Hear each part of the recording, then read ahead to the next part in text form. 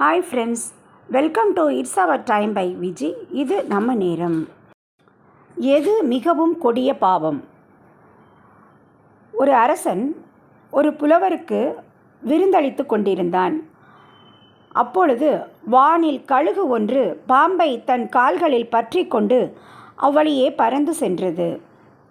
பாம்பின் வாயிலிருந்து ஒரு துளி விஷம் அரசன் வைத்திருந்த உணவு பாத்திரத்தில் விழுந்துவிட்டது.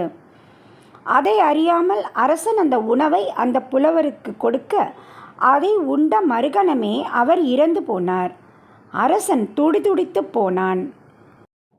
புலவரின் மரணம் அவனை வேதனையில் ஆழ்த்தியது. கர்மாக்களுக்கான வினைப்பயன்களை நிர்ணயிக்கும் சித்திரகுப்தருக்கு இந்த கர்ம வினை பயனை யாருக்கு கொடுப்பது என்று குழப்பமாகிவிட்டது. கழுகிற்கா, பாம்பிற்கா அல்லது அரசனுக்கா? கழுகு பாம்பை தூக்கி கொண்டு சென்றது அதன் தவறில்லை. விஷம் இறந்து போன பாம்பின் வாயிலிருந்து வழிந்தது, அது பாம்பின் குற்றமும் இல்லை. அரசனுக்கோ உணவில் பாம்பின் விஷம் கலந்தது தெரியாது. அது அவனை அறியாமல் நடந்த செயல்.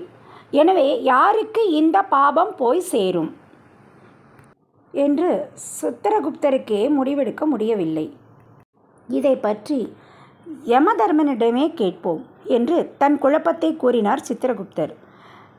சித்திரகுப்தர் கூறியதை கேட்ட யமதர்மன் சற்று நேர சிந்தனைக்கு பிறகு, இதற்கான விடை விரைவில் கிடைக்கும், அதுவரை பொறுமையாக இரு என்றார்.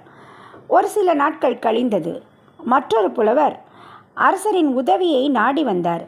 அவர் அரண்மனைக்கு வழி தெரியாமல் சாலையோரம் வியாபாரம் செய்து கொண்டிருந்த ஒரு பெண்மணியிடம் வழி கேட்டார். அப்பெண்மணியும் அவருக்கு சரியான பாதையை கூறிவிட்டு, இந்த அரசன் இரக்கமற்ற கொடியவன், புலவர்களை கொல்பவன், அவனிடம் சற்று எச்சரிக்கையாக இருங்கள் என்றார். இவ்வாறு அவள் கூறி முடித்ததும் அடுத்த நொடி சித்திரகுப்தருக்கு தெளிவு பிறந்துவிட்டது. புலவரை கொன்ற கர்மாவின் வினை பயன் முழுவதும் இந்த பெண்மணிக்கே சேரும் என்று முடிவெடுத்தார். எவ்வாறு? மற்றவர்கள் மீது வீண் பழி சுமத்தும் பொழுது அந்த பாபம் முழுவதும் பழி சுமத்துபவருக்கே வந்து சேரும். உண்மையை அறியாமல் அபாண்டமாக பிறர் மீது பழி சுமத்துவோரும், தெரிந்தே வீண் பழியை பிறர் மீது சுமத்துவோரும் அந்த கர்ம வினைகளின் பயன் முழுவதும் வந்து சேரும். அதை அவர்கள் அனுபவித்தே தீர வேண்டும்.